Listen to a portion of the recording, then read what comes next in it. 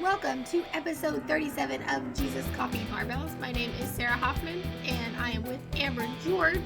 Today, we are going to be talking about embracing the chaos of, life in general. But before we get started, Amber, I have a question for you. Okay, go. Do you collect anything? No. What, really? No, I don't. Those are really Okay, so let me just back that up. Let me just back that up.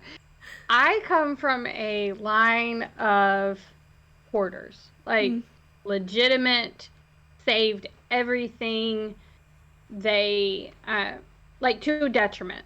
To a detriment. They saved everything. It was not good. And growing up in seeing that from my family was like a wake-up call to me, and so I may have overcorrected where instead of saving everything, I really don't save anything, minus money. Right. I mean, minus money. I save money, but when it comes to old clothes, or just knickknacks? Collecting trinkets, knickknacks, that is not an interest to me at all. So, I mean, that's not a bad thing, though. No, it's not a bad thing. It's it may be a little bit. It's not a bad thing, but I don't know. I'd rather have a picture of the item and or of a memory of something, going on hikes and just taking pictures and then printing the pictures out and I'd rather have okay, I'll collect photo albums. How's that? Okay. Because the things that our family does together, because we are all about experience versus stuff. Right. So for Joshua's birthday this year, we're going to get him one present that he can open and then take him on an experience. Yeah. So last year we did I can't remember if we put a cap on the presents, but we did several presents and then took him on an experience. But we really want to teach him to emphasize experiences, going and doing things versus just collecting stuff. Right. So that makes sense. That's just, yeah. So no, I do not collect anything unless you count collecting pictures of your family as that. But no, I don't collect trinkets of any kind.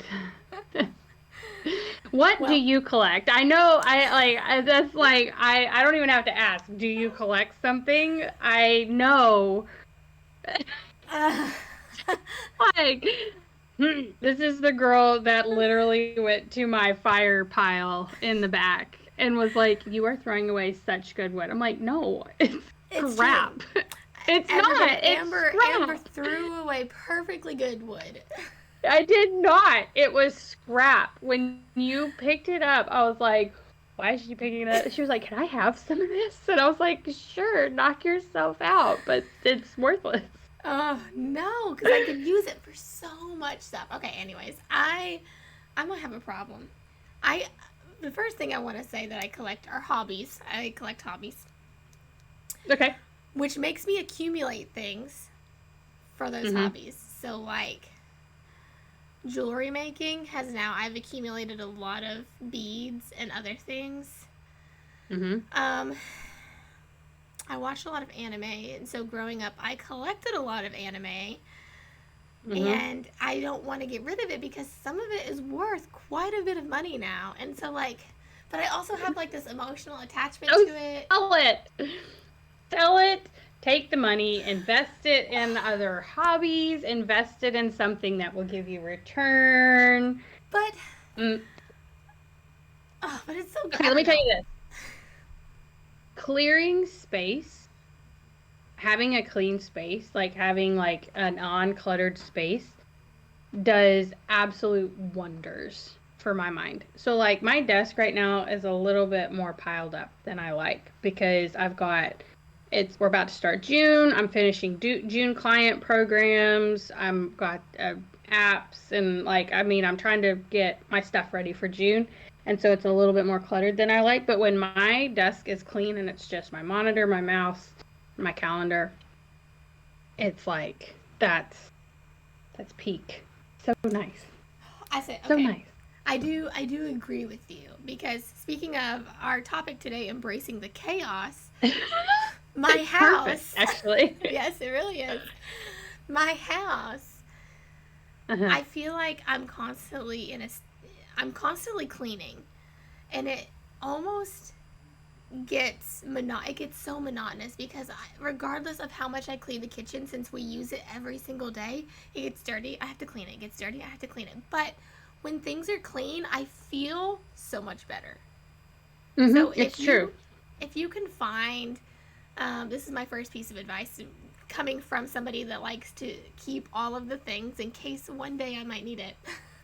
Right.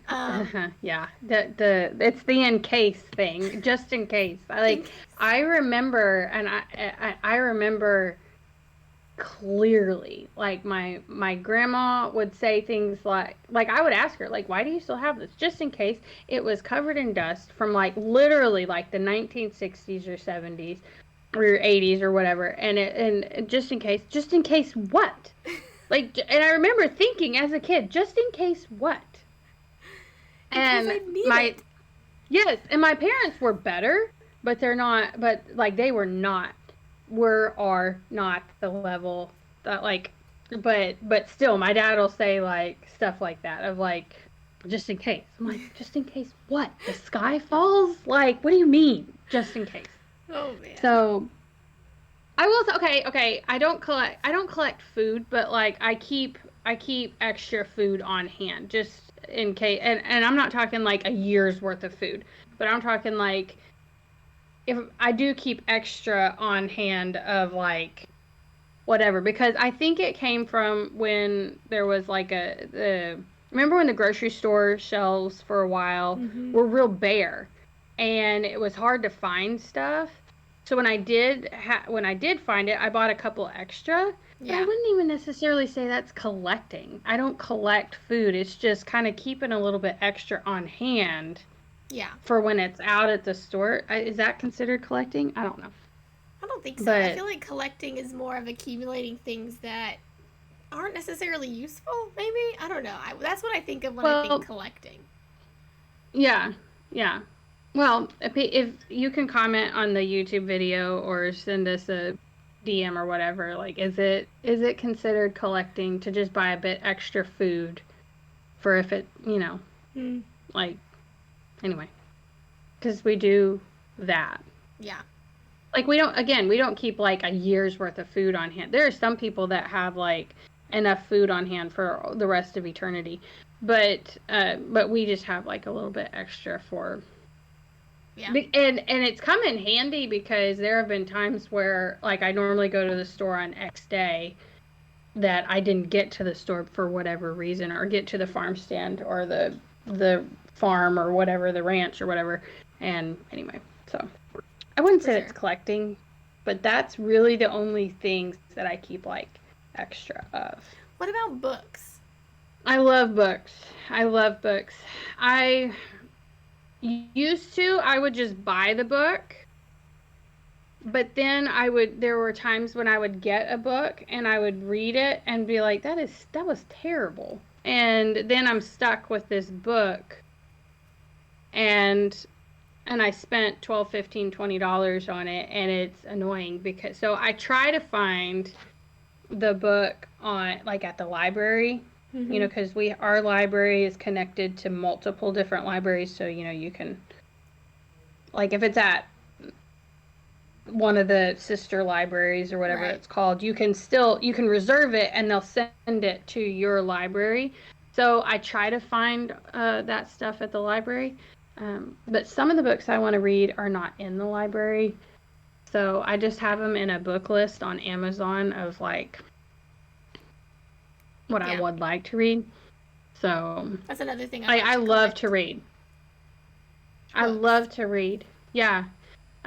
And again, I wouldn't even say I collect books. We have a bookshelf that has books on it that I plan as, Joshua gets older and things that I'll put in his curriculum or whatever as we go of like reading, because he likes to read too, but it helps reinforce scripture, some of the books that I have in there. But he's not quite ready for it. He's 6. So some of these books will be like for high school or whatever. So is that collecting? I don't know. But I don't just buy books and then just sit them on the shelf. I do know people that do that. They'll just buy books and then just put them on a shelf. So I feel like, speaking of like organization, having at least one room in your house that you can go to that's kind of semi-clean to kind of like decompress, I think is really important. Even if like your whole house doesn't get clean when you want it clean, I think that kind of helps with the chaos that surrounds us. It's something that the cleaning, I have overcorrected, and I will admit that I have overcorrected from family line of like, it went from, the family line of being like messy hoarder, like just, my parents started the break, and then I feel like I've maybe even overcorrected from, and that was something that David brought to my attention too, where he was like, the house does not have, like, he was like, things need to be put away, right? We all work together to put things put away. He was like, but it doesn't have to be like spotless. Like, he said, and this is coming from me, and he has like a little tiny bit of like OCD. So like, if it's coming from him, I know that. But anyway, so I've had to come to the realization that not everything is going to be clean all at once. Right. Keep stuff picked up, keep stuff wiped down, but it does not have to be. We live here. Yeah. Like, we live here. We're not gone all day.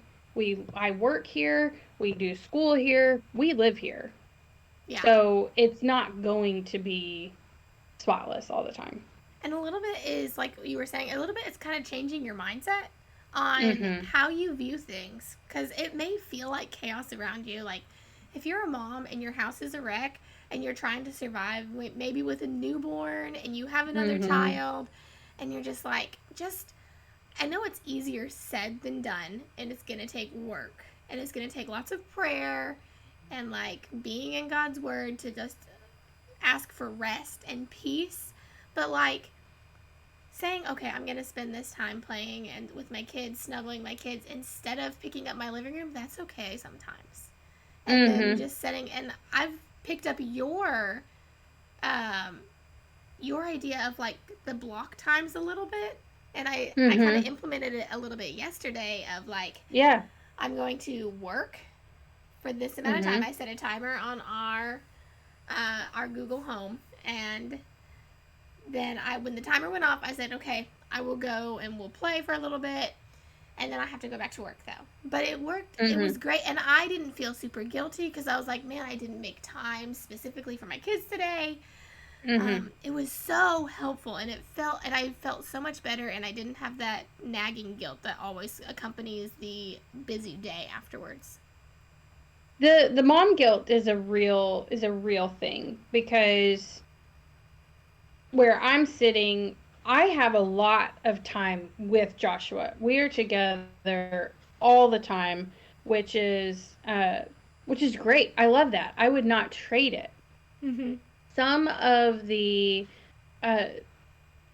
what I struggle with is, when it's the school year, a lot of our one-on-one time is just school, and I say just school, right? Because I have clients to take care of in the like afternoons. Right?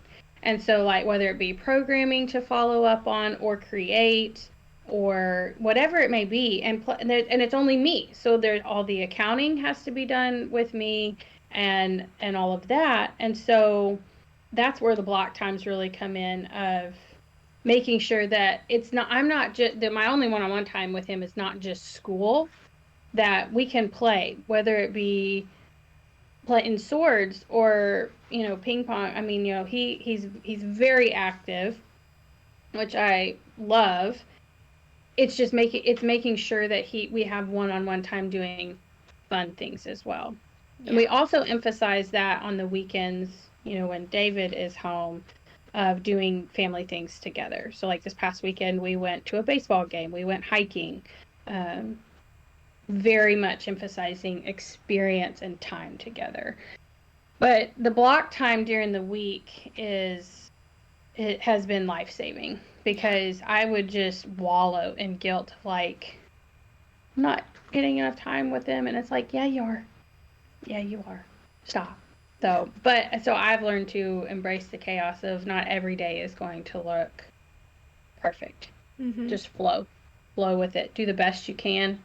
He's gonna remember that his mama loved him enough to take the time with him. He's also going to realize mama loved him enough that she, needed to work as well. Like, I need that outlet of not just being wife and mom. I need that outlet of doing something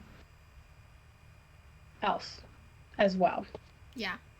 But not letting it like overlap, or not overlap, overtake what's more important, which is them, is where I've struggled with that line of like making sure that it doesn't. So yeah, it's just real.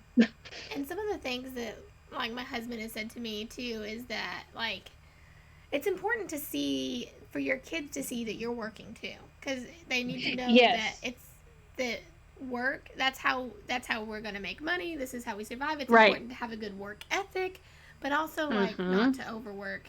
Kind of that balance of time. Yeah. And David said that too. He said when I was really, one evening, I was really like, things are picking up, and I was just overwhelmed. He said Joshua needs to see that it's okay for a mom to work. Like, he needs to see that, for one. For two, he needs to understand that not all day is playtime. Mm-hmm. Like, it's not. And he said, and not that he needs to be, working all the time that we work, but he does need to be a part of the process of like family chores and things that need to be done around the house and that kind of thing. But him seeing us work, and then as we tell him the story of our family, of how we have worked to change that line, he said that's going to be very important, and he's right. Yeah. So embracing the chaos of, we're learning this, of embracing the Lord's way as we go. Yeah. Because our parents did their best to teach us that, but they also were learning as well. They were not, because they were not taught. They were not taught that, so. And I feel like a lot of these things that we talk about too, I struggle with. Like, and I struggle with, and I still struggle with some things, but I've had to learn to let go of a lot of things. So I'm talking about embracing the chaos, and I do it well sometimes, but sometimes I don't do it well. And like, I don't. Yeah. When my house is a wreck, and like you said, like having Josh help you with things, that's been a process for me, because I'm very particular about the way some things are done. Like, the way the dishes go in the dishwasher, or the way that you fold clothes, and the way that you put them in your drawer, and like all of these things that I'm responsible to teach my child, because I want my child to be like, a good adult. Yes. It's harder, but it's worth it. Like, Felicity was pouring her own milk, which I'm so great. Like, she goes to get her cup, she gets the milk out of the fridge, she sets it on the floor because it's way easier for her to lift the milk jug when it's on the floor. Right. Sometimes she spills it, sometimes she doesn't, but that's okay. We'll get a paper towel, we'll clean up our mess. But like, these things of these messes that happen, and then things that don't go perfectly the way that you want them to, or the way that you do them, I've had to learn how to let go of a lot of those things. And it's been hard, but it's so much better for our kids to see that the messes are okay, accidents happen, people do things in a lot of different ways, not everyone's going to do things the same. I think that's really important too, if you're a very like, my way's the only way kind of person. So we've actually, it's funny you say that, because David and I have had this conversation of, because David and I are very particular about, so he's particular about certain things and I'm particular about other things, and a lot of times it's different things that we're particular about, and so it's just kind of, it meshes, because the stuff that I'm like really particular about, he's like, nah, whatever, and just kind of lets, and same, and vice versa. And so, and something we've talked about is, so a good example is building the chicken coop. We were building our chicken coop, and when David gets into project mode like that, I mean, he is like focused, and it has to be just right. I mean, he's on it. Like, he will lose sleep, literally, to get projects done, and make sure it's done right. He's like, I do not want to do it again a second time. And so we actually, when the chicken coop was done and everything, we were talking about how, and he would give Joshua jobs to do, but there wasn't a whole lot Joshua could help with that was safe, right? Because, I mean, David's got the saw out and everything, and, we just didn't want any kind of accident to happen. And so, like, hammering, let him help with, that kind of thing. But we were talking after it was all done that we want to teach him how to do those things, like how to follow directions on building something, how to do, whatever. But we both admitted that we struggle with it needing to be done very particular. Yeah. And so I said, well, I feel like we need to start with projects that it doesn't matter how it turns out.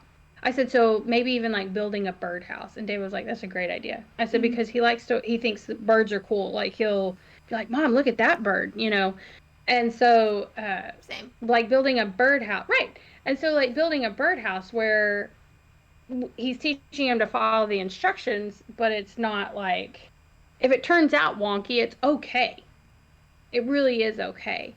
And so, anyway, it's a process for us parents that are very particular about things, but we so desperately want to teach our children and be part of their lives and teach them how to do things and not make them feel like they can't do it.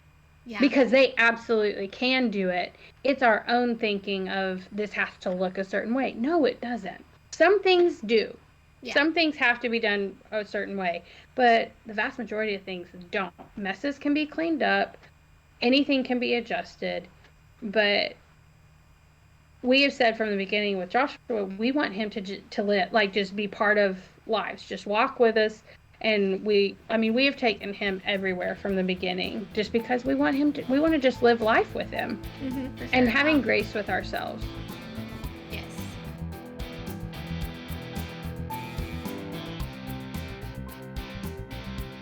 I just want you to know, for a birdhouse, the perfect stuff to build a birdhouse with is scrap wood. Just gonna throw that out there. I'm just gonna throw that out there. I just, in case you were believe me. Okay, no, listen. There's a difference between wood that is still long enough or wide enough or whatever to use, and the stuff you were picking up. No, the stuff you were picking up. No, the stuff you were picking up was cut at a 15-degree angle. It was. And it was like this long. I took some pieces that were like 2 feet, Amber. 2 feet. And then I just cut the ends off to make it straight. Listen. 2 feet that's an exaggeration. Okay, listen, we're not going to see eye to eye on this, but I mean, gosh. Okay. So, Amber, as far as like chaos goes, when your life is chaotic, how do you find peace throughout the day? Are you ready for the Sunday school answer? Oh, yeah, I am. I'm ready. The way I find peace, and I'm not always good at it, but the way I find peace is to stop. To stop, and I'll go upstairs to my desk where I'm sitting right now, and I'll get out my prayer journal, and I'll just pray. Like, I write and I pray. This is how I'm feeling. But I come at it from a grateful heart. Mm-hmm. So if I'm in the midst of chaos, whether it be laundry, piling of dishes. There's mass amounts of chores that need to be done. There's work that needs to be done. And I'm just overwhelmed. I really I stop and I try. I'm not always good at it. Right. But the best way that I have found for me is to stop, to come upstairs, and to get out my prayer journal and just start focusing on my grateful heart. Because when I filter things through that gratefulness lens, Lord, thank you for this. Thank you for this. Thank you for who you are. Thank you for what you've done. Thank you that you are sovereign. That when I filter things through that grateful lens, it changes my perspective on everything else. Because what I've learned, and again, I'm human, so again, I'm not always good at this, but when I stop and look at things through that grateful lens, it changes my perspective. I have piles of laundry to do because because I'm healthy and I'm here. My husband is healthy in here. My son is healthy in here. If they weren't here, I wouldn't have those piles of laundry, and there'd be a piece missing in my life.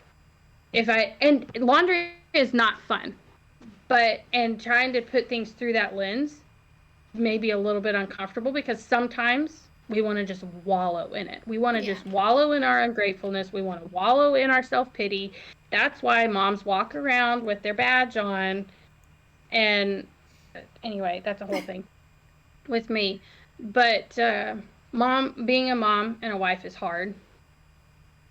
But there are women that would tear down heaven and earth to be in the shoes that we are in.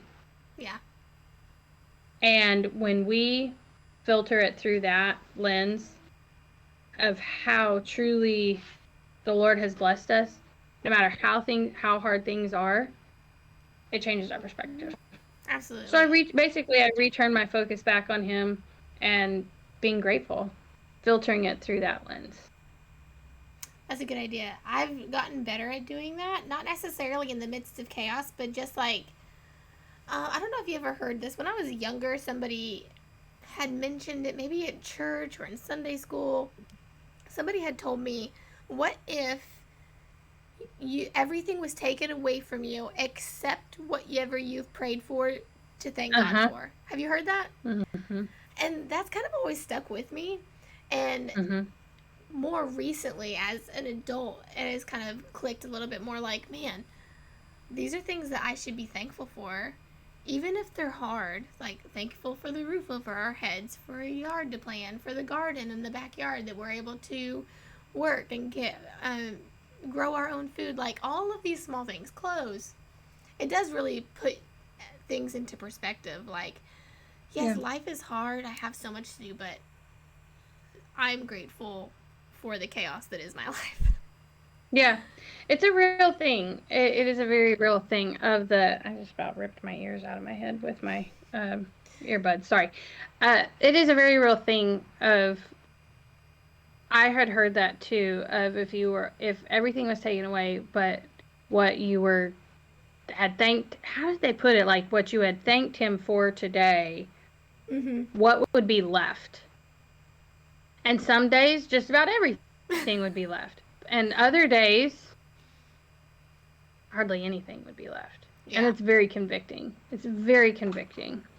Our pastor put it this way. He did a sermon series on gratefulness.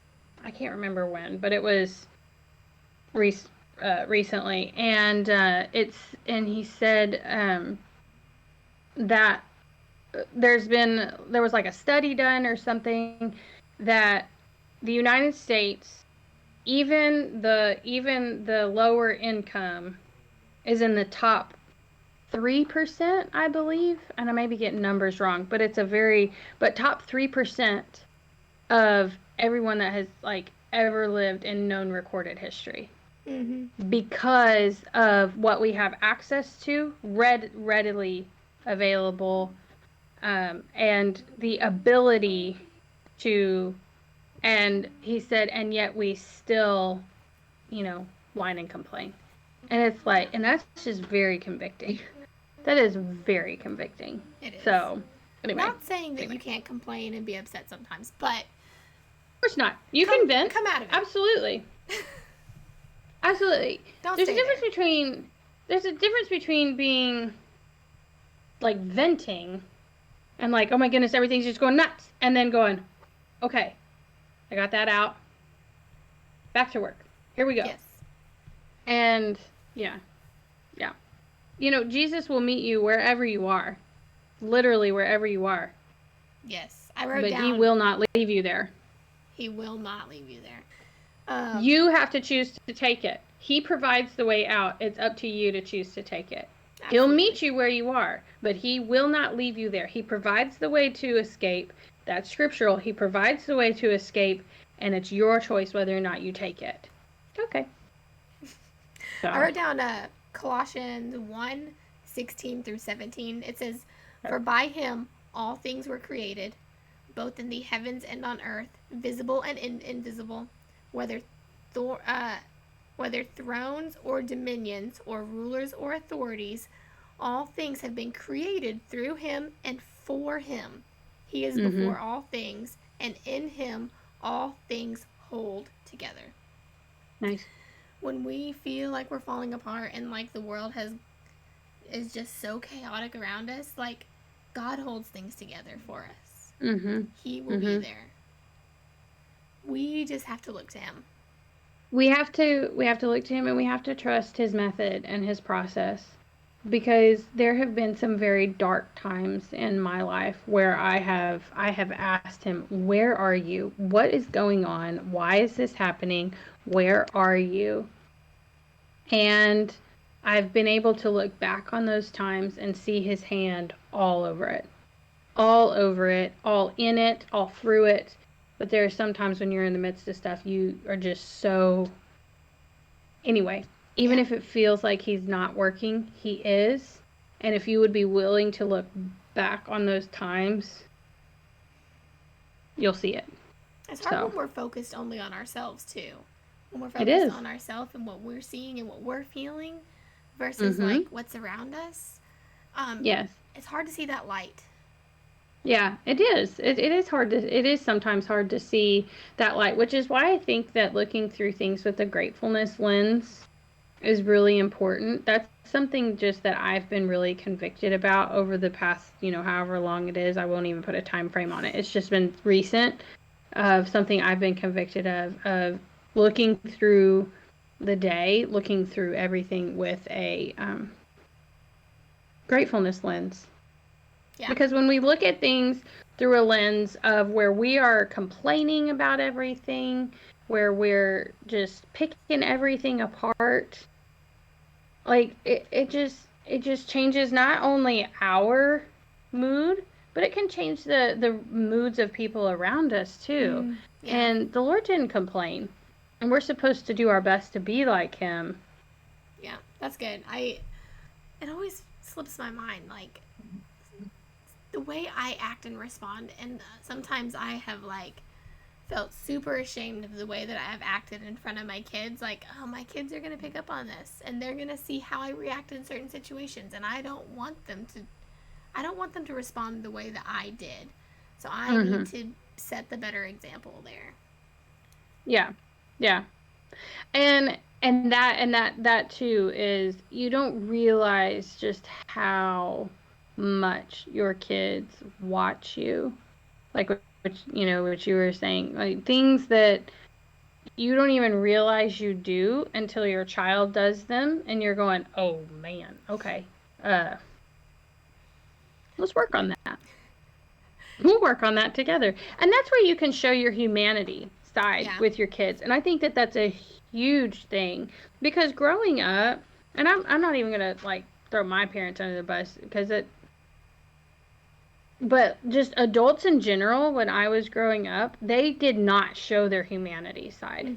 There was not, I don't really remember ever receiving apologies from adults when I knew that they had wronged me, but they never had to apologize. But when I did something wrong, I had to apologize. So I think it's really important that, because when we're in the midst of chaos, we'll say things we don't necessarily mean. Yeah. We will, have a bad attitude. But addressing that with our children and with our spouse, of apologizing to your spouse if you snap at your spouse, but also apologizing to your children of saying, you know what, Mama's attitude wasn't what it should have been, and I apologize, and I'm sorry for that. Showing them that humanity goes a long way in building that trust with them. Yeah. Because if they see that you can act out and act in the complete opposite way of what you expect them to act, and treat them in the complete opposite way of what you expect them to be treated, or like to have them to treat you, like there's a trust block there. Am I saying that children should not respect you? Absolutely not. That's absolutely not what I'm saying. Showing them the humanity, though. Well, thanks for hanging out and listening to this podcast with us. Next week, we are going to do a book review by Tessa Afshar. The name of the book is called Hidden Prince. So good. Loved it. It is a so good Christian romance fiction. I blew through it. I know. It's so good. It's based in biblical times. I'm super excited to kind of discuss it a little bit more with you, Amber. But for now, it's gonna be fun. Yes. For now, we will see you next week. You can follow me on Instagram at Mommy McMomface. You can follow Amber on Instagram at Refined by Iron. You can follow our podcast at JesusCoffeeBarbells. And if you have any questions, comments, or things that you want us to talk about on the podcast, you can email us at JesusCoffeeBarbells@gmail.com. Thanks for hanging out. See you next time.